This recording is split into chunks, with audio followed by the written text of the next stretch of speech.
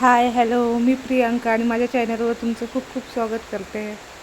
आणि कोकणातली पहाट आता सकाळचे 6:45 वाजले आणि तुम्ही बघू शकता मस्त गुलाबी असं जास्वंदीला फूल लागलं आहे आणि किती मस्त वातावरण आहे, प्रसन्न शांत.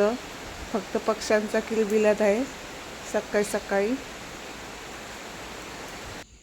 यंदा कोकणात लवकरच पाऊस चालू झाला आहे, त्यामुळे तुम्ही बघू शकता किती वातावरण मस्त हिरवगार झालं आहे.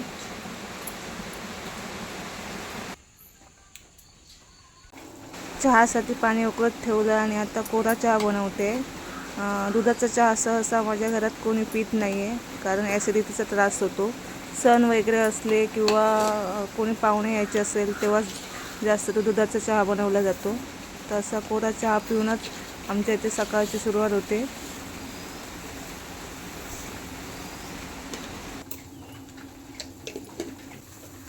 चहा उकळला, आता मी थोडासा चहा घेते.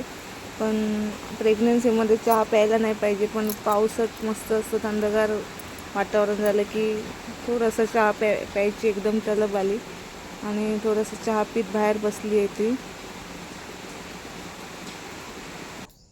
तर हे आहे उकळे तांदूळ आणि आज उकड्या तांदळाची पेज आणि भाजी असाच नाश्ता आहे. कारण सहसा आमच्या इथे भाकरी आणि भाजीच असतो नाश्ता सकाळचा, आणि कधीतरी घावणे पोळी पोहे असं असतं. जास्त तर भाकरी आणि भाजीत खाल्ली जाते, पण भाकरीचं दळण संपलं आहे त्यामुळे आज पेज आणि भाजी असा नाश्ता आहे. तर हे आम्ही उकळत ठेवलं होतं पाणी आणि आता मी पेजेसाठी तांदूळ घातले, त्याचा भात शिजवून घेते.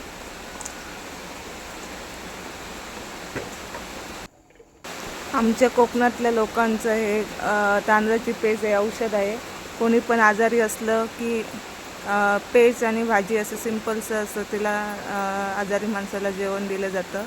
आणि पेज हे पचायला पण एकदम सहज पचते आणि उकळे तांदळाची पेज एकदम पौष्टिक असते. तर आता वांग्याची भाजी बनवून घेते. वांगी मस्त अशी कापून ठेवली आणि बटाटे आणि स्वच्छ धुवून ठेवले आहेत, आणि कांदा बारीक चिरून घेतला आहे, टोमॅटो चिरून घेतला आहे बारीक. आणि त्यानंतर भाजी शिजल्यानंतर कोकणातल्या लोकांचं वरून खोबरं किसून टाकलं जातं. तर हे नारळ फोडून ठेवला आहे आणि आता भाजी बनवून घेते वांग्याची. जास्त चमचमीत नाही, जास्त असं मसाला नाही, साधं सहज असंच जेवण चांगलं लागतं. त्यामुळे तेल, कांदा, टोमॅटो आणि आपला घरचा मसाला घालते आणि आपली वांगी आणि बटाटे परतून घेते तेलात आणि वाफेवर शिजवून घेते की छान होईल भाजी. ते कोंबडा बघताय, सकाळी सकाळी कोंबड्याच्या आरवल्याशिवाय सकाळ झाल्यासारखी वाटत नाही.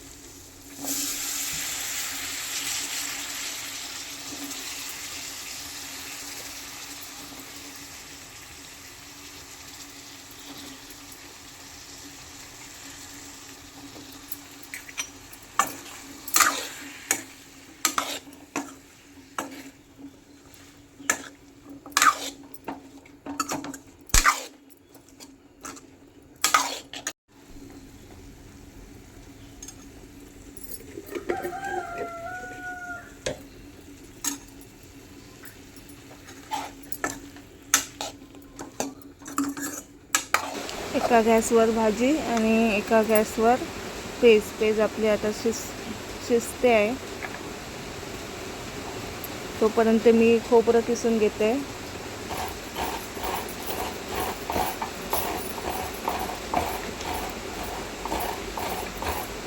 मला माहितीच असेल कोकणातले प्रत्येक जेवणात नारळाचा वापर करतात, आणि वरून किसून भाजीत खोबरं टाकलं की असं छान लागते भाजी.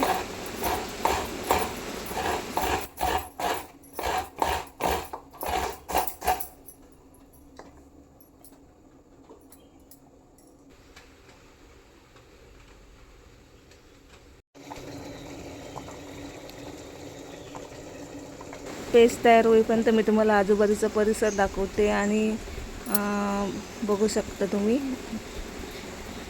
इथे फांदी तुटून पडले नारळाची, म्हणजे चुरात पडला. आणि नशीब समजा हे आमच्या घरावर नाही पडलं, कौलांचं घर आहे, घरात पाणी आलं असतं.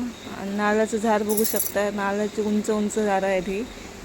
नारळ काढायला सहसा भेटत नाही, उंच झाडं आहेत. आणि नारळ जेव्हा खाली पावसाने किंवा वाऱ्याने पडतो तेव्हाच भेटतो.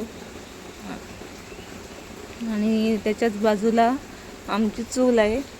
ते चूल म्हणजे इथे आंघोळीचं पाणी गरम केलं जातं. सगळी लाकडं वगैरे भरून ठेवली आहेत.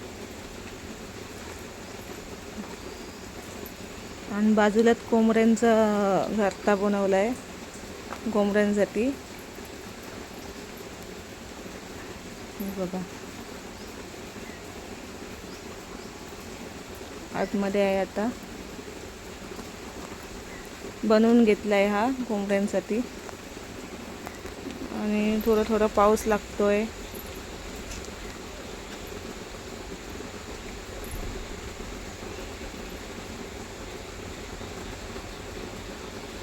तर पौष्टिक अशी उकड्या तांदळाची पेज आपली बनली आहे. आणि भाजी पण आता झाली आहे. भाजीत वरून खोबरं टाकलं किसून.